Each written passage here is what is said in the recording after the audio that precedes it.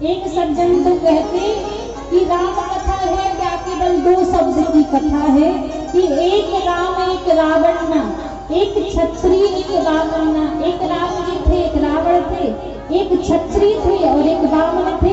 और इनमें जिनकी नार हरी, रावण ने सीता का हरण किया और इनने इनको मार दिया। राम जी ने मार दिया रावण को और महाराज तुलसी लिख गए चौथन में। लोग कहते राम गधा में ले गया। एक सीता के कारण पूरी राम कथा लिखी गई। तो महाराज यदि ऐसा मन में विचार रखोगे तो राम कथा समझ में नहीं आएगी, क्योंकि बिना भक्ति के, बिना विश्वास के और बिना राम से प्रेम के एक कथा किसी को समझ में नहीं आएगी। चहु शास्त्र सब ग्रंथन पौरस, ये जो कथा है ये 6 शास्त्र और समस्त ग्रंथों का ही रस है, जो बाबा तुलसी ने कृपा करके हमें छोटे रूप में प्रदान की है। अच्छा एक बात बताओ, आप सब में से किन किन के घर में रामचरितमानस है? ऊपर हाथ करके दिखाओ। अच्छा, और पाठ कौन कौन करता है रामचरितमानस का? पाठ नहीं करते, रामचरितमानस तो घर में है।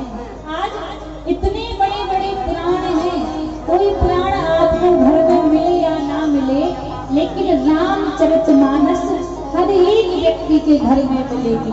तो महाराज ये केवल रखने के लिए नहीं है, जब भी समय मिले रामचरितमानस को पढ़ो, और जो पढ़कर हमें सीख मिलती है फिर उसके ऊपर जीना सीखो, क्योंकि राम कथा जीने की कथा है और कृष्ण कथा पीने की कथा है। रामचरितमानस में तो जीवन जिया जाए तभी आनंद है। तो बाबा तुलसी ने यहाँ पर श्री रामचरितमानस को लिखना प्रारंभ किया। तो सबसे पहले बाल कांड में 7 श्लोक बाबा तुलसीदास जी ने रामचरितमानस में लिखे। प्रथम श्लोक बाबा ने लिखा कि वर्णानामर्थ संधानाम रसानाम छंदसामपि मंगलानाम च कर्तारो वन्दे वाणी विनायकौ। बाबा तुलसीदास जी ने रामचरितमानस में प्रथम श्लोक लिखा वर्णानामर्थ संधानाम। प्रथम श्लोक में वाणी की देवी माता सरस्वती की वंदना की और बुद्धि के देवता श्री गणेश जी की वंदना की। सबसे पहले यहाँ पर माँ सरस्वती की वंदना क्योंकि प्रथम पूज्य गणेश जी हैं, तो पहले गणेश जी का नाम लिखना था, लेकिन नहीं, बाबा तुलसीदास जी ने पहले माता सरस्वती की वंदना की फिर गणेश जी की। क्योंकि यदि देखा जाए आपको भगवान ने बड़ा ज्ञान दिया हो, बड़ी बुद्धि दी हो, लेकिन आपको वाणी से बोलना ना आए कि किस बात को कैसे बोला जाए, तो बताइए वह बुद्धि वह ज्ञान किसी काम का है? किसी काम का नहीं। और यदि आपको वाणी बड़ी मीठी दी हो, बड़ा मीठा कंठ दिया हो और बोलने के लिए बुद्धि ना हो, तो भी ऐसी वाणी किसी काम की है? ऐसी वाणी भी किसी काम की नहीं है। इसीलिए तुलसीदास जी ने सबसे पहले वाणी की देवी माता सरस्वती को प्रणाम किया और बुद्धि के देवता गणेश जी को प्रणाम किया।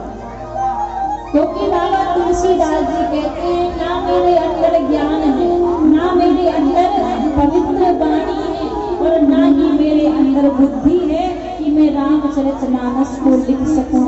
इसलिए माँ सरस्वती और श्री गणेश जी मेरे ऊपर कृपा करें। तो सबसे पहले माँ सरस्वती की और गणेश जी की वंदना।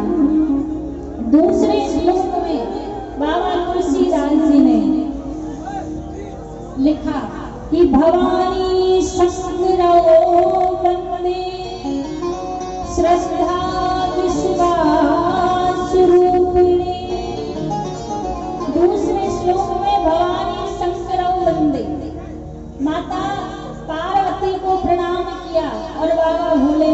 को प्रणाम किया, क्योंकि बाबा भोलेनाथ हैं विश्वास का स्वरूप और माता पार्वती है श्रद्धा का स्वरूप। आप जिस देवता का पूजन करें उसके प्रति जब तक आपको विश्वास ना हो, जब तक आपके मन में उसके प्रति श्रद्धा ना हो, तो कोई भी काम संभव नहीं है। आज जैसे आप यज्ञ करवा रहे हैं, तो यज्ञ करवाने के पीछे आपके मन में विश्वास है कि ये जो यज्ञ हो रहा है, यज्ञ के बाद आपके ग्राम में नित्य प्रति मंगल ही मंगल होंगे, आनंद ही आनंद होंगे, घर में सुख और शांति रहेगी। ये आपके मन में विश्वास है, तभी आप यज्ञ करवा रहे हैं। यदि आपके मन में विश्वास ही ना हो कि यज्ञ करवाने से क्या होता है, कुछ नहीं होता है, कथा करवाने से क्या होता है, कुछ नहीं होता है, तो बताइए क्या आप कथा करवाएंगे, क्या आप यज्ञ करवाएंगे? नहीं करवाएंगे। आपके मन में विश्वास है तो महाराज कहने का अर्थ, कोई भी कार्य हम यदि करते हैं तो पहले हृदय में विश्वास होना चाहिए और मन में श्रद्धा होनी चाहिए। ये श्रद्धा और विश्वास जहाँ पर एक हो जाते हैं, उसी हृदय में प्रभु श्री राम की भक्ति प्रकट होती है। आप यदि सोचो कि मन में भगवान के प्रति श्रद्धा तो बहुत है और विश्वास ना हो, तो श्रद्धा अकेले से भी भगवान नहीं मिलेंगे। और यदि सोचो कि भगवान के ऊपर विश्वास बड़ा है लेकिन भगवान के प्रति श्रद्धा नहीं है, भाव नहीं है, तब भी भगवान नहीं मिलेंगे। इसलिए हृदय में श्रद्धा होना भी जरूरी है और विश्वास होना भी जरूरी है।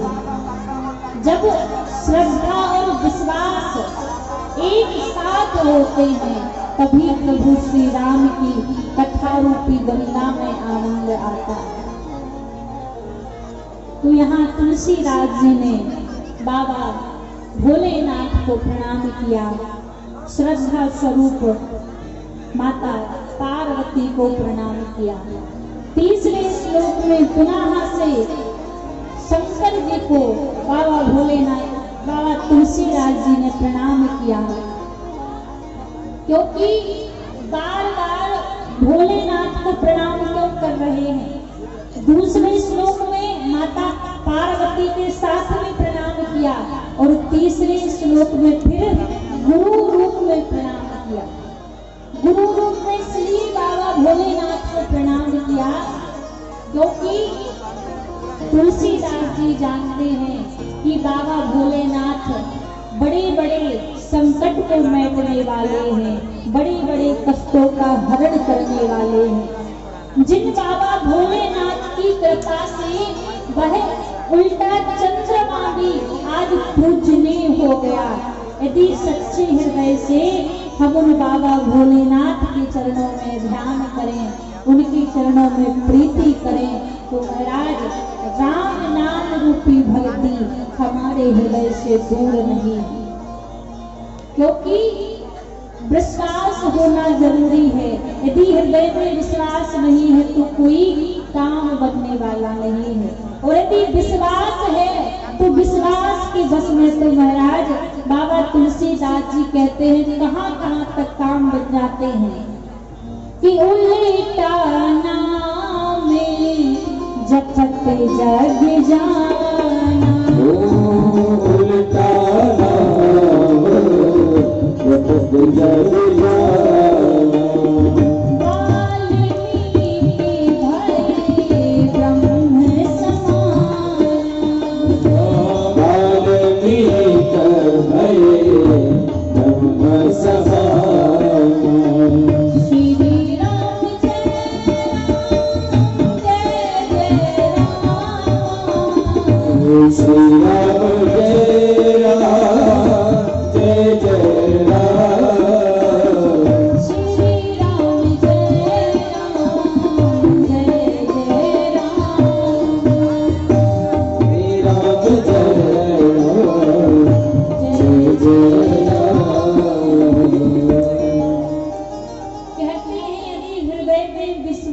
है, तो विश्वास के बल पे तो उल्टा नाम जपत जग जाना, वाल्मीकि भय ब्रह्म समाना।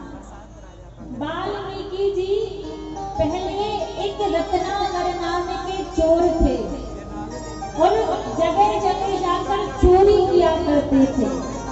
एक दिन चोरी करके लौट रहे थे तो रास्ते में नारद